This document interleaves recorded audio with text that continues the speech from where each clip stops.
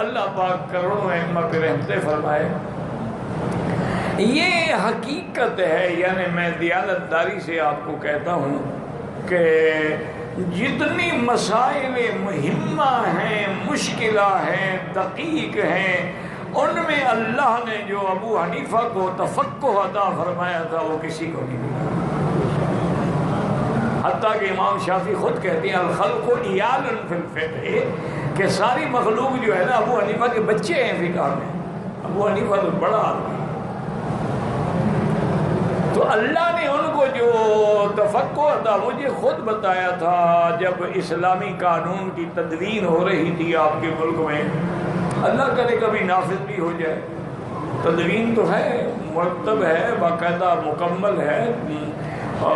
جو کمیٹی بنی تھی ان نے مکمل کر دیا ماشاءاللہ.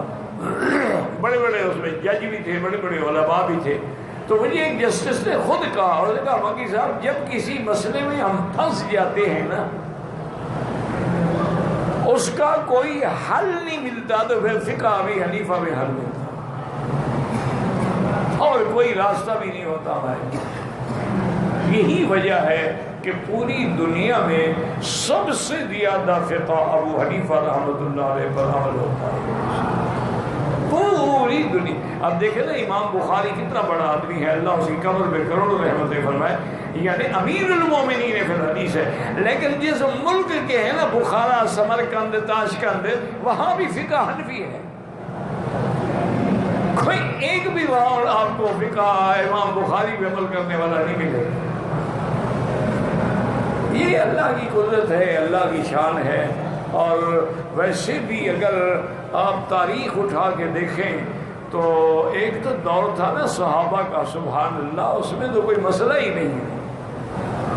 انہوں نے تو خود حضور سے پڑھا تھا، بات ہی ختم ہو گئی. پھر تابعین کا دور آیا تو انہوں نے صحابہ سے پڑھا تھا. لیکن جوں زمانہ حضور کے زمانے سے دور ہوتا گیا، اب دنیا کو ضرورت تھی کہ قانونی طور پر تدوین ہو دین کی، فقہ کی، تاکہ مرتب ہو جائے، مدون ہو جائے، کسی کو اس کے اندر دھوکہ کرنے کی ضرورت. تو سب سے پہلے تدوین کرنے والے ابو حنیفہ ہیں. اسی لیے ان کی کنیت ابو حنیفہ ہے. حنیفہ ان کی لڑکی کا نام نہیں ہے. دین حنیف کا پہلا مرتب کرنے والا، اس لیے کنیت بھی ہو گئی ابو حنیفہ رحمت اللہ علیہ. اللہ تمام ائمہ پہ رحمت فرمائے. کسی کے بارے میں دل میں نہ تعصب رکھا کرے، نہ بغض رکھا کرے، نہ اناد رکھا کرے، اور نہ ضد کیا کرے. بھئی یہاں پر ماشاءاللہ فقہ امام احمد بن حنبل کی رحمت اللہ علیہ. امام احمد حنبل رحمت اللہ علیہ امام وقت بھی تھا، مجاہد بھی تھا، اور جس نے خلق قرآن کے مسئلے پہ کوڑے کھائے اور جیلیں کاٹی اور اپنے مسلک پہ قائم دائم رہے. بہت بڑا آدمی.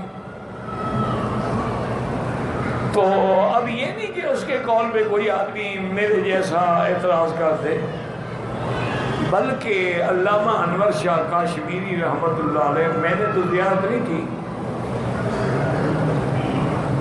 تو وہ یہ فرماتے تھے کہ بہت سارے مسائل ہیں نا کہ جہاں صاحبین نے، یعنی امام ابو حنیفہ کے شاگرد ہیں ابو یوسف اور محمد بن حسن شیبانی، صاحبین اپنے امام کے خلاف فتویٰ دیتے ہیں.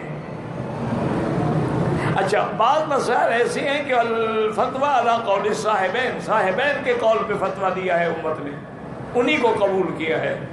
وہ فرماتے تھے بالکل ٹھیک ہے، صاحبین کا بھی میں احترام کرتا ہوں، لیکن اصل بات یہ ہے کہ وہاں صاحبین مسئلہ سمجھ ہی نہیں سکے. سمجھتے تو کبھی اپنے امام کے خلاف نہ کرتے. وہ فرماتے ہیں کہ ابو حنیفہ کے تفقہ دیکھنا ہو وہاں دیکھو جہاں صاحبین مخالف ہیں، لیکن اتنا علم بھی تو ہونا. بات تو یہ ہے نا، آج تو ہم 2 کتابیں پڑھ لیتے ہیں تو مولوی بن جاتے ہیں، عالم بن جاتے ہیں، اور گلے میں کپڑا ڈال لو، ماشاءاللہ بال بڑھا لو، اور سر پہ پگڑی باندھ لو، بڑی لمبی چوڑی 2-3 میٹر کی تسبیح ہاتھ میں رکھ لو تو پیر بن جاتے ہیں. وہ ٹھیک ہے.